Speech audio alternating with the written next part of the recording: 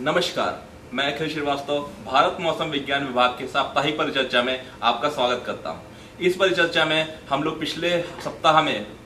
मौसम का क्या हाल रहा इसके बारे में जानकारी देंगे और अगले 2 हफ्तों में मौसम के क्या हालचाल रहने वाले हैं इसके अनुमान के बारे में बातें करेंगे। अगर हम देखें कि पिछले 1 हफ्ते में मुख्य रूप से क्या मौसम के ऐसे मौसम की घटनाएं थी जिन्होंने भारत को प्रभावित किया, तो हम पाएंगे कि कि एक वेस्टर्न डिस्टर्बेंस यानी कि पश्चिमी विक्षोभ जो कि 22 जनवरी के आसपास अफगानिस्तान के आसपास था, वो 24-25 जनवरी को पूर्वी दिशा में बढ़ते हुए जम्मू कश्मीर के ऊपर स्थापित हो गया था। और इसी से संबंधित एक साइक्लोनिक सर्कुलेशन जो हमारे सेंट्रल पाकिस्तान के आसपास था 22 तारीख को, वो 23 तारीख के आसपास पंजाब के ऊपर स्थित था। इन दोनों की वजह से हमको कुछ मात्रा में बारिश भी जम्मू कश्मीर और उसके आसपास के इलाकों में देखने को मिली है। इसके अतिरिक्त अगर हम देखें तो एक साइक्लोनिक सर्कुलेशन हमारा नॉर्थ ईस्ट बांग्लादेश में था और एक दक्षिणी असम में था। ये सेम साइक्लोनिक सर्कुलेशन था जो कि इन दोनों एरिया के बीच में मूव कर रहा था 21 से 23 जनवरी तक नॉर्थ ईस्ट बांग्लादेश में और 24-27 जनवरी को दक्षिणी असम में। इसके अतिरिक्त हम देखें तो एक ट्रफ लाइन थी जो कि हमारी पूर्वी बिहार से लेकर के मराठवाड़ा तक थी, जो कि 24 जनवरी को, और ये मूव होकर के दक्षिणी छत्तीसगढ़ से लेकर मराठवाड़ा तक 25 जनवरी को स्थापित थी। इसके साथ साथ एक ट्रफ हमारा ईस्टर्ली वेव में जो कि 26 जनवरी को लाल रंग से दर्शाया गया है। ये मुख्य फीचर्स थे हमारे पिछले सप्ताह के दौरान। अगर हम इन्हीं फीचर्स को रेनफॉल के माध्यम से जानना चाहें और सैटेलाइट पिक्चर्स के माध्यम से जानना चाहें तो हम ये देखेंगे कि इस चित्र में मेरे दाहिनी ओर ऊपर की तरफ ये जो चित्र है ये इनसेट सैटेलाइट से लिया गया है, जो कि हमें बादलों के मूवमेंट को यानी बादलों के कैसे वो उनकी प्रगति हो रही है इसको दर्शा रहा है। ये हम अगर देखेंगे तो हम ये पाएंगे कि जो बादल का मूवमेंट है वो जम्मू कश्मीर से होता हुआ पूर्व की दिशा में बढ़ गया है। ये वेस्टर्न डिस्टर्बेंस से संबंधित यानी पश्चिमी विक्षोभ से संबंधित बादल है जो कि पूर्वी दिशा में मूव करते हैं। वहीं अगर मैं अपने बाईं तरफ की बात करूं तो ये जो मैप है ये हमको दिखाता है कि आईएमडी के द्वारा कितनी रेनफॉल रिकॉर्ड की गई है भारत के विभिन्न हिस्सों में। अगर हम इस मैप को ध्यान से देखें तो कुछ बारिश हमको उत्तर भारत में यानी जम्मू कश्मीर के आसपास के इलाकों में, कोई और कुछ हिस्सों में नॉर्थ ईस्ट यानी पूर्वोत्तर भारत के हिस्सों में देखने को मिली है। इसके अतिरिक्त पूरे भारत में कोई बहुत ज्यादा बारिश की एक्टिविटी नहीं हुई है, इसीलिए और कहीं पर भी हमें अत्यधिक बारिश का कोई भी रिकॉर्ड नहीं किया गया है। अगर हम शीतलहर के बारे में बात करें तो हम ये पाएंगे कि शीतलहर और अत्यधिक शीतलहर की कंडीशंस जो हैं वो नॉर्थ वेस्ट इंडिया में और उसके संबंधित जो हमारा मध्य भारत है यानी कि जो हमारा उत्तर पश्चिम भारत का हिस्सा है और उसके आसपास का जो हमारा मध्य भारत का हिस्सा है, उन सभी हिस्सों में जो ये सप्ताह हमारा बीत गया है इसके दूसरे हिस्से में कई जगहों पर शीतलहर की हमको पुष्टि हुई है। जो इस हमारे एरियाज थे वो क्या क्या थे? राजस्थान, हरियाणा, चंडीगढ़, दिल्ली, उत्तर प्रदेश, उत्तराखंड, मध्य प्रदेश और सौराष्ट्र एंड कच्छ, इन सभी सब डिविजन्स में जो हमें शीतलहर रिकॉर्ड की गई है 25 से 28 जनवरी के दौरान। अगर हम वहीं कोहरे की बात करें तो हम ये देखेंगे कि 23 से 28 जनवरी के बीच में पूर्वी उत्तर प्रदेश में और बिहार में, 21, 22, 24 और 26 जनवरी को पंजाब, दिल्ली, चंडीगढ़, हरियाणा में, 21 जनवरी को उत्तरी राजस्थान में, 23, 24, 27 जनवरी को उत्तरी मध्य प्रदेश में और 22 और 23 जनवरी को उड़ीसा और पश्चिम बंगाल के कुछ इलाकों में कोहरा और घना कोहरा रिकॉर्ड किया गया है। इसके साथ साथ अगर हम शीत दिन की बात करें तो हम ये देखेंगे कि उत्तर प्रदेश और बिहार में लगातार पूरे सप्ताह भर हमें शीत दिन देखने को मिला है, यानी कि दिन के तापमान भी काफी कम रहे हैं। इसके साथ साथ कोल्ड डे कंडीशंस जो है वो मध्य प्रदेश में, हरियाणा, चंडीगढ़, दिल्ली, उत्तराखंड में भी 24 से 28 जनवरी के बीच में रिकॉर्ड की गई है। अगर हम उसी फॉग को अगर हम सैटेलाइट पिक्चर्स जो कि हमारे आरजीबी सैटेलाइट की इमेजेस के द्वारा समझने की कोशिश करें तो हम ये पाएंगे कि जो एक ये चमकीला हिस्सा हमें दिख रहा है उत्तर प्रदेश, पंजाब से लेकर के पूर्वोत्तर राज्यों तक, ये हमें फॉग की स्थिति यानी कोहरे की स्थिति दर्शा रहा है। अगर हम इसको ध्यान से देखें तो हम ये पाएंगे कि पूरे सप्ताह भर हमारा जो ये प्लेन्स का एरिया है, गंगेटिक प्लेन्स को,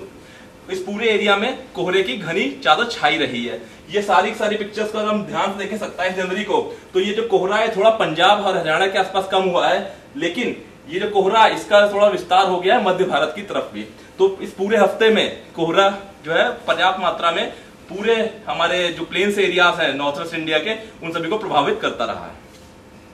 अगर हम बारिश के बारे में बात करें कि पिछले सप्ताह बारिश की क्या कैसी रही बारिश और पूरे सीजन में, सीजन यानी कि 1 जनवरी 2021 से लेकर के 27 जनवरी 2021 तक बारिश की क्या स्थिति रही, तो हम ये पाएंगे कि बारिश जो है मुख्यतः इस हफ्ते में हमें बहुत ज्यादा देखने को नहीं मिली है। इनफैक्ट अगर हम बात करें साउथ पेनिनसुलर इंडिया की, और तो हम ये पाएंगे यानी कि प्रायद्वीप हिस्सों की 1.4 हमें बारिश मिली है। इसके साथ साथ सेंट्रल इंडिया, मध्य भारत में तो हमें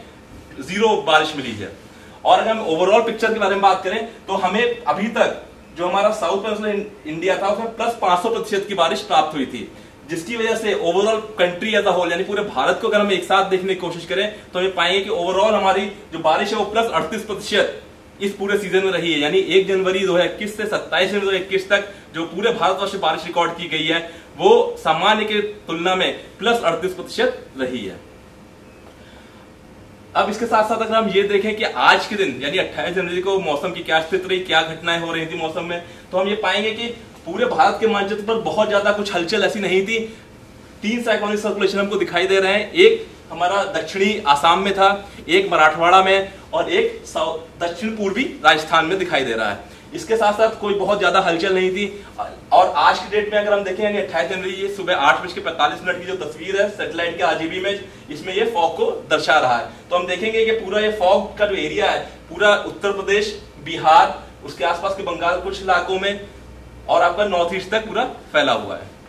ये जो मेरे बाईं तरफ है चित्र, इसमें अगले 5 दिनों तक मौसम से संबंधित जितनी भी हमारी तरफ से चेतावनियां जारी की गई हैं उनको दर्शाया गया है। अगर इस चित्र को हम ध्यान से देखें इस मैप में तो हम ये पाएंगे कि आज 28 को 29 को थोड़ा सा ऑरेंज कलर दिखाया जा रहा है, नारंगी रंग से दर्शाया गया है, यानी कि इस वार्निंग की ग्रेविटी अभी ज्यादा है। उसके बाद से थोड़ा सा कमी दिखाई गई है, यानी कि जो हमारी जो फॉग की कंडीशंस है वो 2 दिन बहुत ज्यादा रहने वाली हैं। उसके बाद फॉग और कोल्ड वेव की उसके बाद थोड़ा सा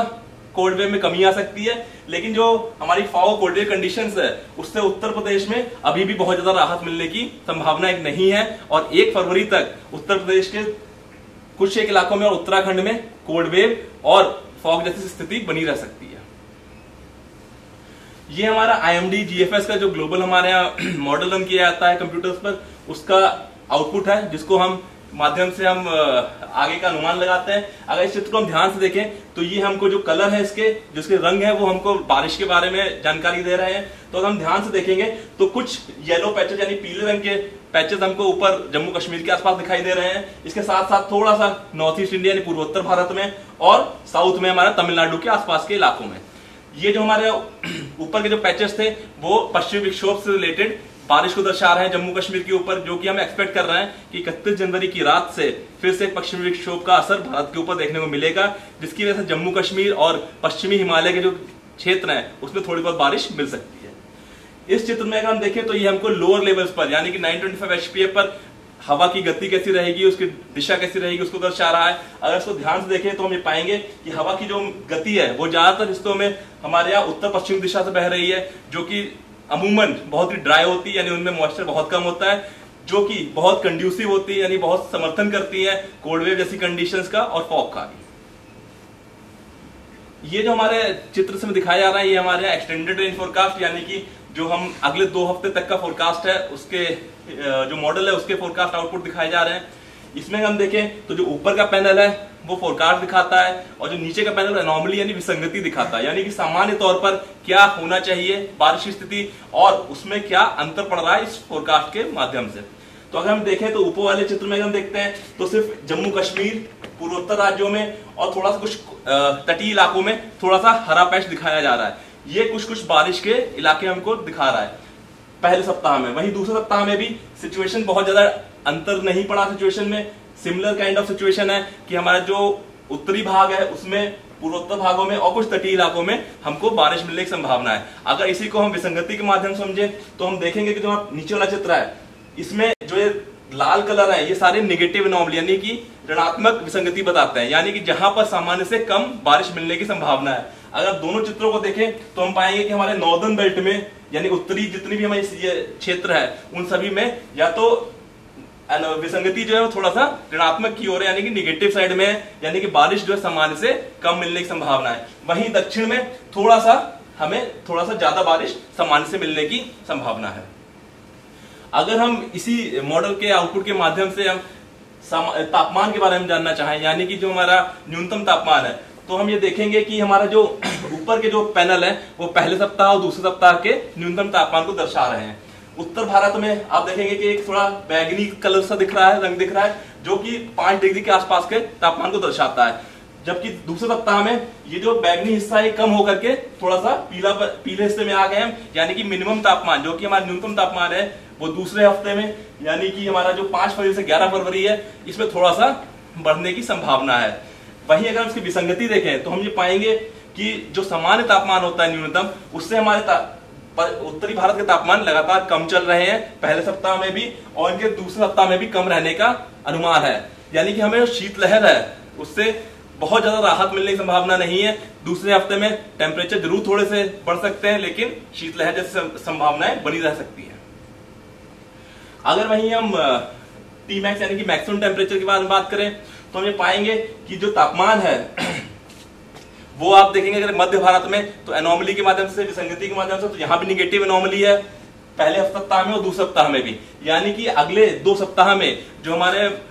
मैक्सिमम टेम्परेचर है उसमें भी वो भी सामान्य से कम रहने की संभावना है। ये जो हमारा चित्र ये हमको बताता है कि पहले सप्ताह और दूसरे सप्ताह में हमारे क्या अनुमान है कि चक्रवात के फॉर्मेशन के बारे में नॉर्थ इंडियन ओशन में। अगर हम इन दोनों को देखते हैं तो अभी तक का जो हमारा अनुमान है उसके अनुसार अगले 2 सप्ताह में कोई भी चक्रवात जैसा घटना घटित होने के चांसेस बहुत ही कम है। अगर हम पूरे सप्ताह के फोरकास्ट को एक बार समराइज करके एक संक्षिप्त में बताना चाहें तो हम ये कह सकते हैं कि जो हमारा मेन रेनफॉल एक्टिविटी है यानी कि बारिश की संभावना है वो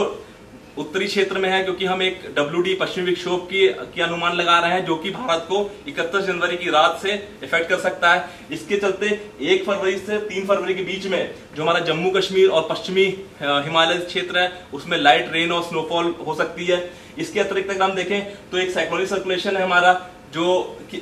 मराठवाड़ा पर और मध्य महाराष्ट्र पर, जो कि थोड़ा सा हमको बारिश दे सकता है सेंट्रल इंडिया में यानी मध्य भारत में 29 तारीख को। इसके साथ साथ अगर हम देखें तो हमारे जो ईस्टर्ली वेव है उसकी वजह से हमें तमिलनाडु पुडुचेरी कराईकल में 29 जनवरी से 1 फरवरी के बीच में, और केरला और माहे में 31 जनवरी और 1 फरवरी को थोड़ी मात्रा में बारिश मिल सकती है। अगर हम वही बात करें तापमान के फोरकास्ट के बारे में, तापमान के बारे में हमारा क्या अनुमान है पहले हफ्ते में, तो हम ये पाएंगे कि जो मिनिमम टेम्परेचर है हमारे न्यूनतम तापमान है वो 2 से 10 डिग्री के बीच में ही स्थित है, और इसमें बहुत ज्यादा अंतर पड़ने की संभावना कम है अगले कुछ दिनों में। जबकि जो हमारा उत्तर पश्चिम हिस्सा है, पूर्वी हिस्सा है और महाराष्ट्र है, इसमें 2 से 3 दिन के बाद में 2 से 4 डिग्री टेम्परेचर बढ़ सकता है। वहीं जो हमारा ईस्ट इंडिया है और छत्तीसगढ़ है वहां पर जो है तापमान जो है 2 से 4 डिग्री तक उसके बाद गिर भी सकते हैं। जबकि तापमान के बढ़ने और गिरने से हमें शीतलहर में बहुत ज्यादा प्रभाव नहीं पड़ेगा। हमारे जो कोल्ड वेव यानी कि हमें शीतलहर और जो अत्यधिक शीतलहर है वो बहुत सारे पॉकेट्स में पंजाब, हरियाणा, चंडीगढ़, दिल्ली, उत्तर प्रदेश और हमारे पूर्वी राजस्थान में देखने को मिलेगी 29-30 जनवरी को। इसके बाद हमें बहुत अत्यधिक शीतलहर भले ही ना देखने को मिले, लेकिन शीतलहर की स्थिति तब भी बनी रहेगी हमें इन्हीं सभी इलाकों में 2 से 3 दिनों तक। अगर वहीं हम जम्मू कश्मीर, गिलगिट बल्तिस्तान, मुजफ्फराबाद और हिमाचल प्रदेश, पश्चिमी राजस्थान और मध्य प्रदेश के बारे में बात करें तो इन जगहों पर भी अगले 2 से 3 दिनों में शीतलहर जैसी संभावनाएं बनी रहेंगी। इसके साथ साथ अगर हम कोहरे के बारे में बात करें तो हम ये पाएंगे कि बहुत ही घना कोहरा जो है कुछ स्थानों पर हो सकता है। पंजाब, हरियाणा, चंडीगढ़, दिल्ली, उत्तर प्रदेश, सब हिमालय, वेस्ट बंगाल, सिक्किम, बिहार में पहले जो हमारा हफ्ता है उसके पहले हाफ में। उसके बाद कुछ इंटेंसिटी यानी कि जो इसका क्षेत्र है और इसका जो प्रभाव है वो थोड़ा हद तक कम हो सकता है सेकेंड हाफ में। लेकिन इसके साथ साथ हमें ये बात ध्यान रखनी पड़ेगी कि कोहरा है तो हमें सभी तरह के एहतियात बरतने पड़ेंगे, क्योंकि इससे ट्रेवल टाइम बढ़ सकता है, आपका आवागमन का समय बढ़ सकता है। तो इन सब बातों का प्रॉपर प्रिकॉशन लेकर के हमें अपने सारे कार्य को प्लान करना पड़ेगा। इसके साथ साथ हम इस सबको समराइज करने की कोशिश करें तो हम ये कह सकते हैं कि जो हमारा ओवरऑल जो हमारा न्यूनतम तापमान है वो नॉर्मल से 2 से 4 डिग्री तक कम रहेगा पूरे भारत में। अगर हम अपना जो हमारा साउथ पेनिनसुलर इंडिया जो हमारा दक्षिणी प्रायद्वीप एरिया उसको छोड़ दें तो बाकी भारत में हम एक्सपेक्ट कर सकते हैं कि सामान्य तापमान 2 से 4 डिग्री तक कम ही रहेंगे। अगर हम सेकेंड वीक के बारे में बात करें यानी कि 4 फरवरी से 10 फरवरी के बीच में, तो इस सेकंड हफ्ते में जो हमारा दूसरा सप्ताह आएगा, इसमें हम बहुत ज्यादा किसी एक्टिव पश्चिमी विक्षोभ की अनुमान नहीं लगा रहे हैं। तो इसके एब्सेंस में बहुत ज्यादा हमको बारिश जो है पश्चिमी हिमालय रीजन में और उत्तर भारत में देखने को नहीं मिलेगी। इसके साथ साथ हम ये हमारा अनुमान है कि एक ट्रफ जो है वो मध्य भारत में स्थापित में फॉर्म हो सकता है, जिसकी वजह से हमें मध्य प्रदेश, विदर्भा और छत्तीसगढ़ में पहले हाफ में, सेकंड वीक के यानी कि दूसरे सप्ताह के जो पहले के हाफ है उसमें हमें कुछ बारिश देखने को मिल सकती है। यानी कि इस बारिश की वजह से हो सकता है उस सप्ताह में मध्य भारत में बारिश जो है वो सामान्य से थोड़ी अधिक लगे। इसके साथ साथ हमने जैसे बोला कि वेस्टर्न डिस्टर्बेंस की हम कोई भी अनुमान हमारा नहीं है, और जैसे कि हमने मैप में भी देखा था, अपने जीएफएस मॉडल के आउटपुट में भी देखा था कि लो लेवल जो विंड्स हैं वो ज्यादातर हमारे उत्तर पश्चिम दिशा से बह रही हैं और उनमें मॉइस्चर भी नहीं है। इसकी वजह से जो तापमान है वो जनरली 2 से 4 डिग्री तक मिनिमम टेम्परेचर जो है वो ज्यादातर हिस्सों में भारत के सामान्य से कम ही रहने वाले हैं। इसके साथ साथ अगर हम एक्सट्रीम पेनिनसुलर इंडिया की बात करें तो वहां तापमान सामान्य के करीब रह सकते हैं। इसका मतलब ये है कि जो हमारी शीतलहर की जो सिचुएशन है वो कुछ एक इलाकों में जो हमारा उत्तर भारत है उसमें अगले दूसरे हफ्ते में भी बनी रह सकती है। ये जो जितने भी ऐप हैं यहाँ पर, इनसे आप कभी भी अपडेटेड इन्फॉर्मेशन प्राप्त कर सकते हैं। मौसम ऐप, दामिनी, मेघदूत, जितने भी ऐप हैं ये बहुत ही हमेशा अपडेटेड इन्फॉर्मेशन के लिए इस्तेमाल किए जा सकते हैं। मौसम के लिए अभी इतना ही, मिलेंगे फिर से इसी समय अगले हफ्ते। तब तक के लिए धन्यवाद, नमस्कार, जय हिंद।